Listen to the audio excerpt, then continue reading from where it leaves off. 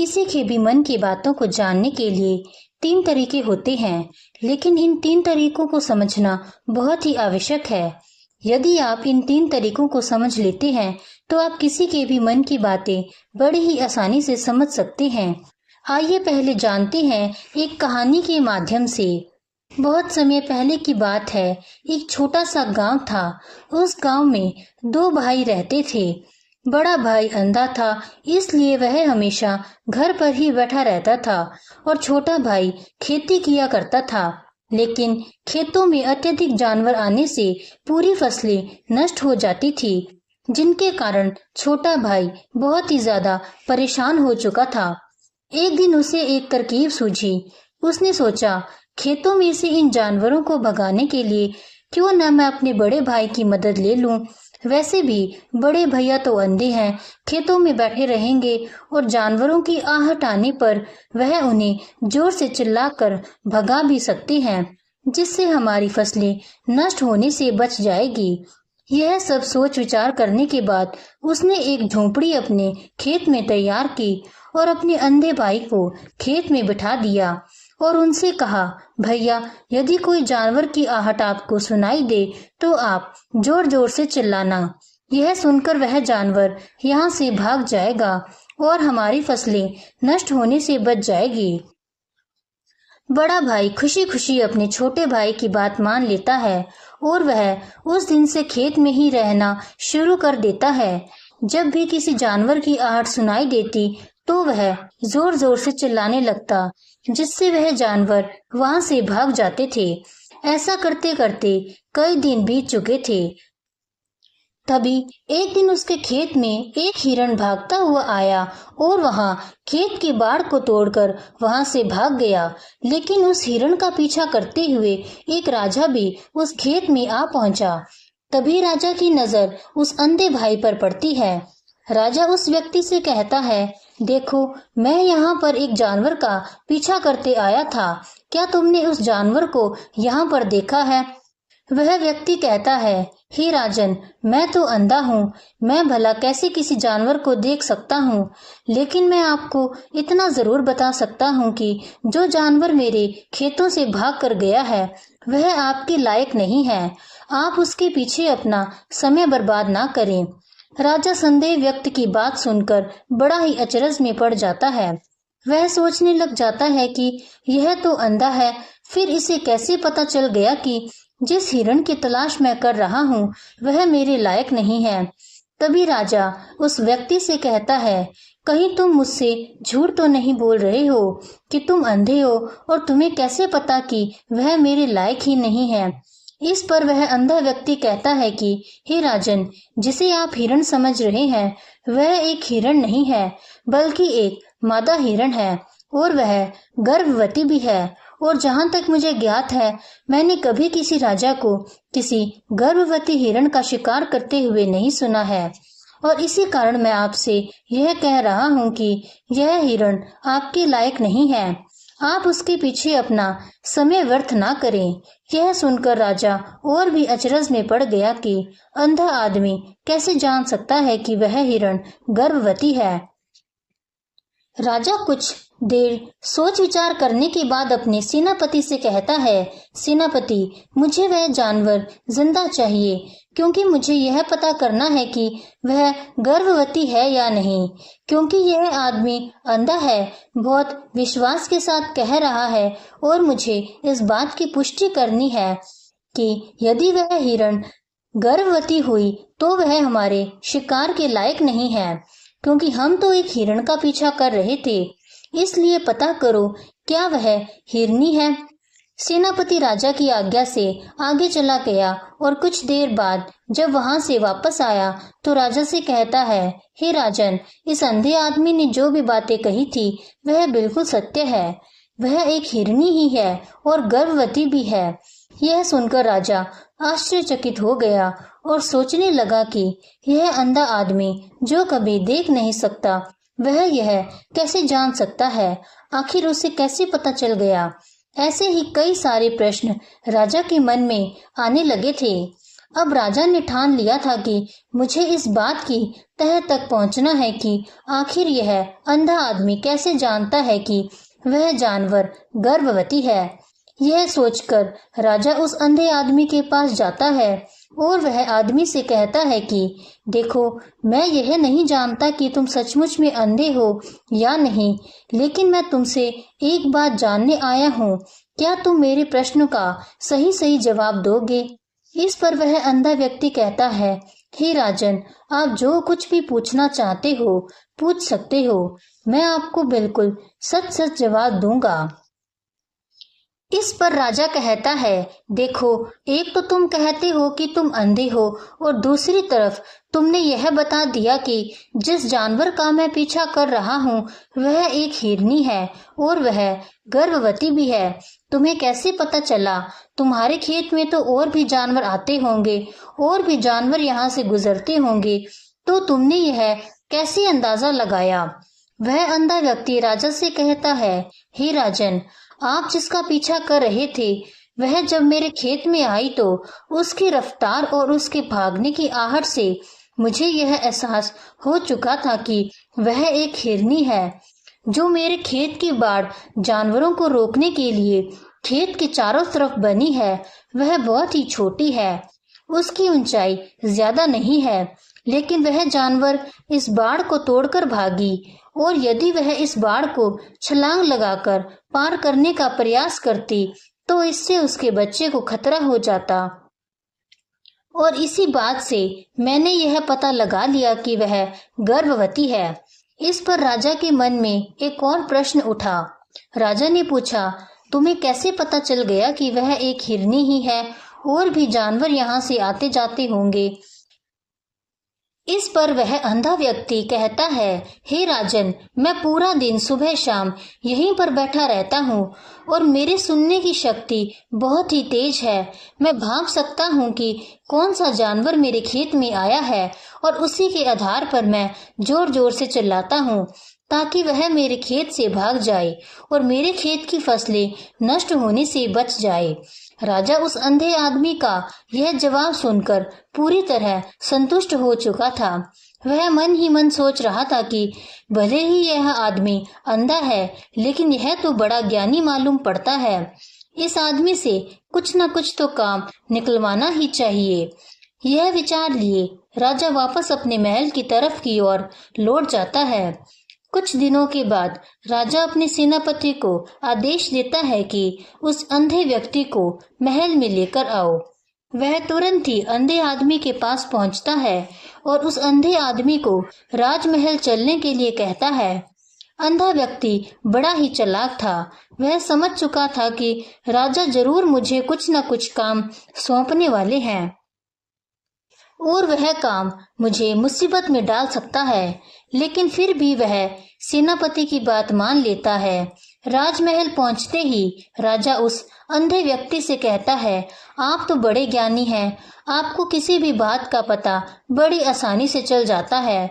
आज मैंने आपको यहाँ इसलिए बुलाया है क्योंकि मैं आपसे यह जानना चाहता हूँ कि मेरी पत्नी पतिव्रता है कि नहीं।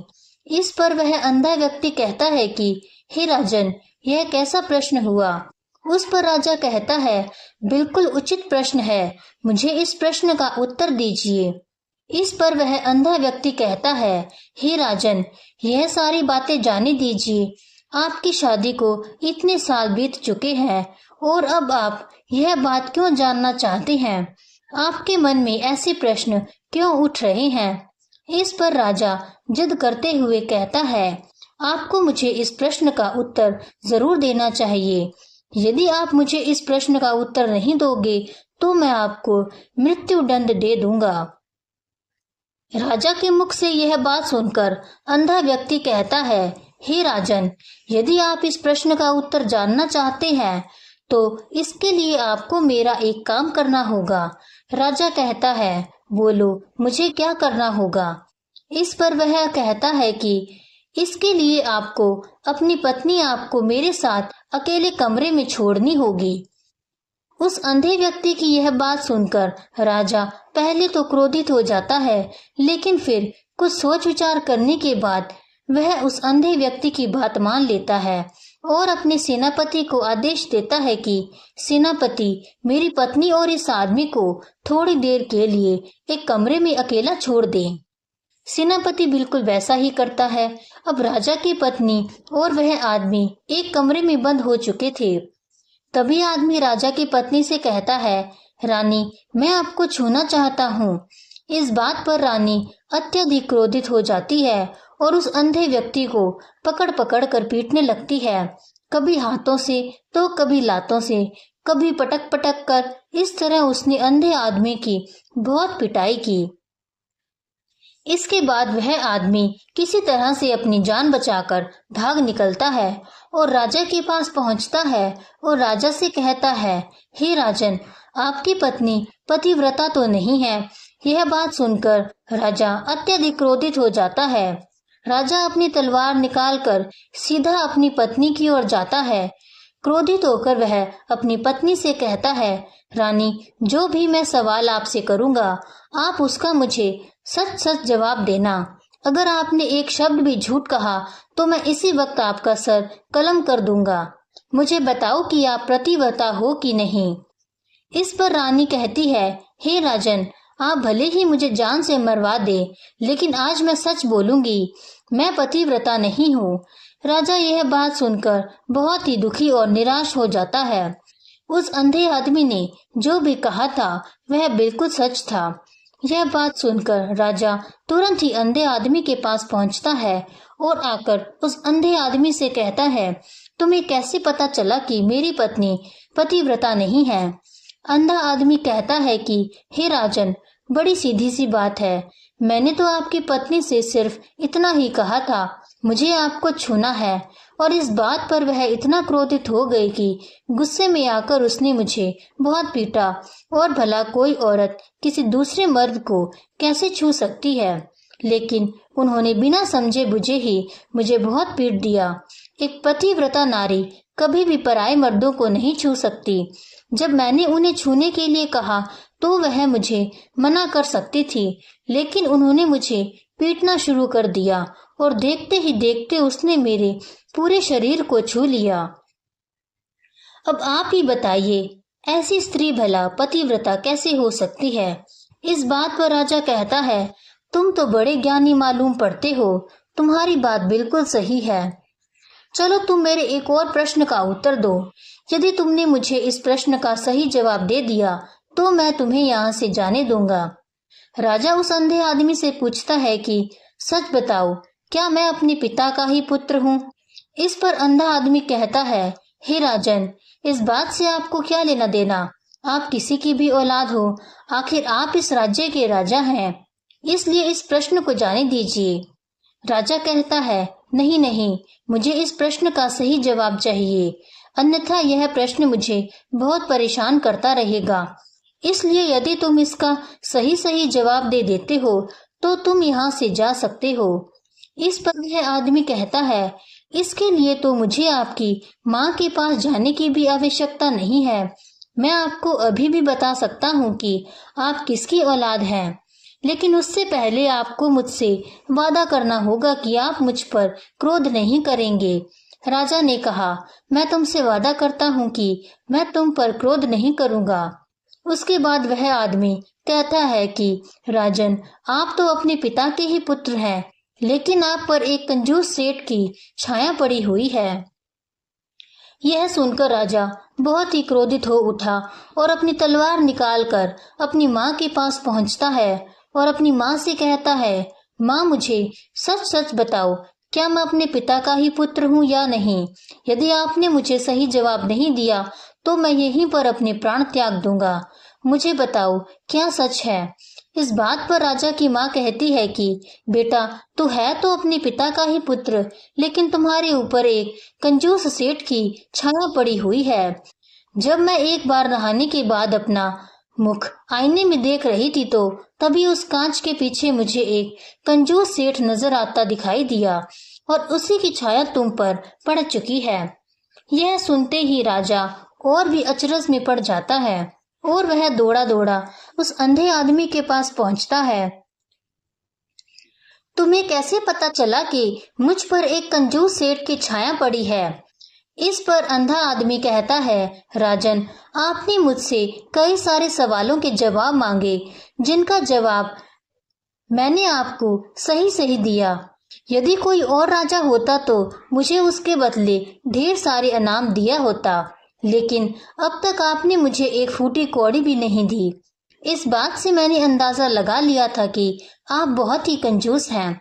यह सुनकर राजा जोर जोर से हंसने लगा।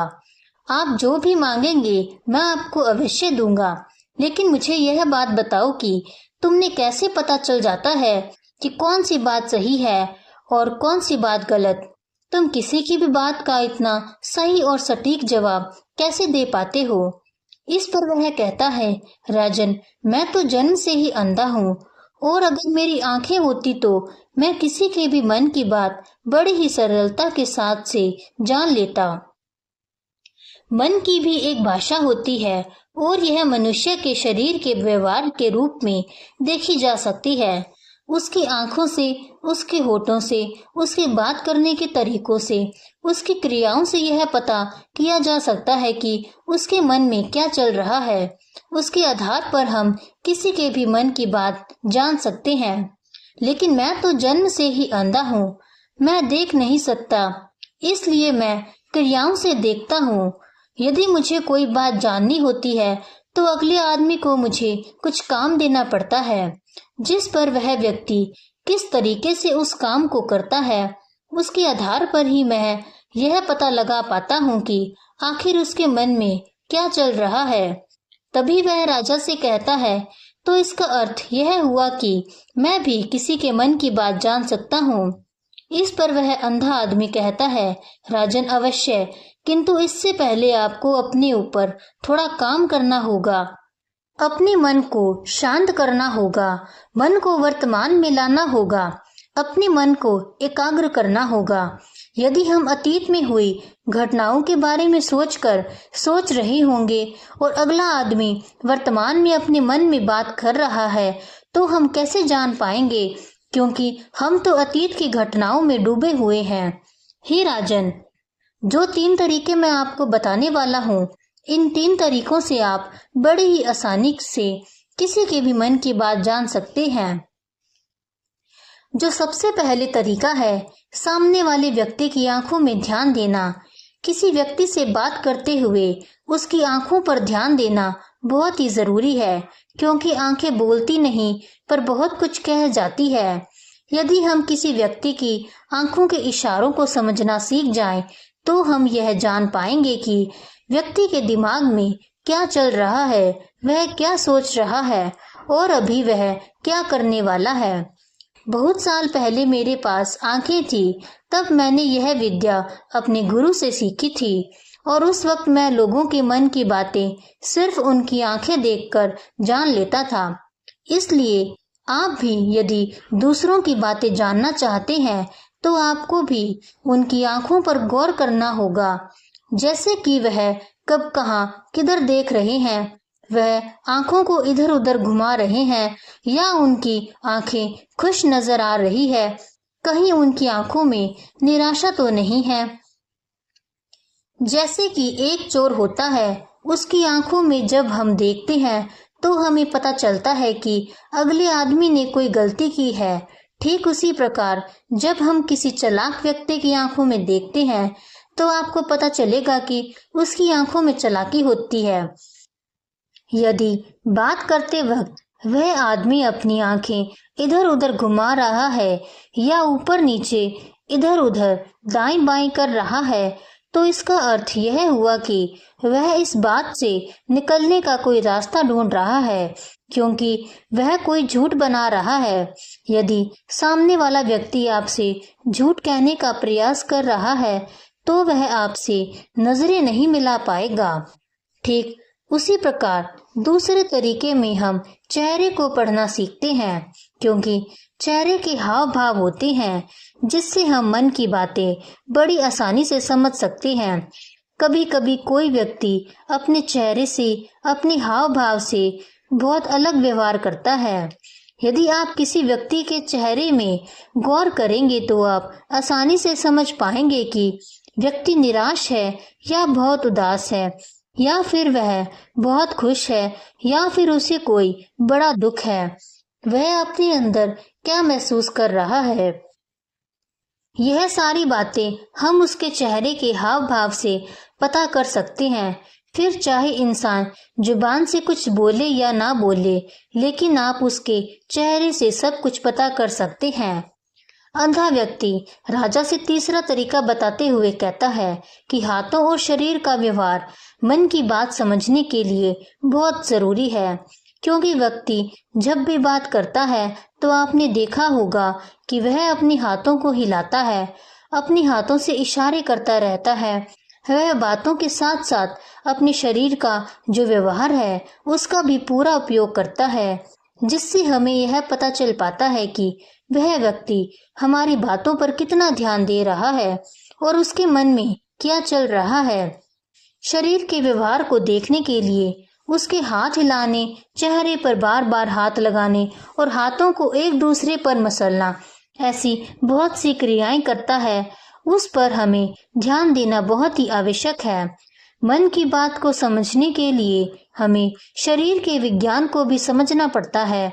यदि हम इन 3 तरीकों को अच्छी तरह से समझ लेते हैं तो हम बहुत जल्दी किसी भी व्यक्ति के मन की बात बड़ी सहजता और सरलता से जान सकते हैं। इसलिए यदि आपको किसी के भी मन की बात जाननी है तो आपको उसकी आंखों पर, उसके चेहरे पर, उसके शरीर के हाव भाव को और उसके हाथों को ध्यानपूर्वक देखना होगा और समझना भी होगा, जिससे आप यह समझ पाएंगे कि आखिरकार उसके मन में क्या चल रहा है और वह क्या सोच रहा है।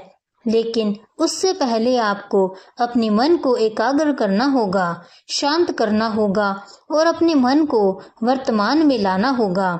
तभी आप उस व्यक्ति की इन सभी क्रियाओं पर ध्यान दे पाएंगे और उन्हें समझ पाएंगे।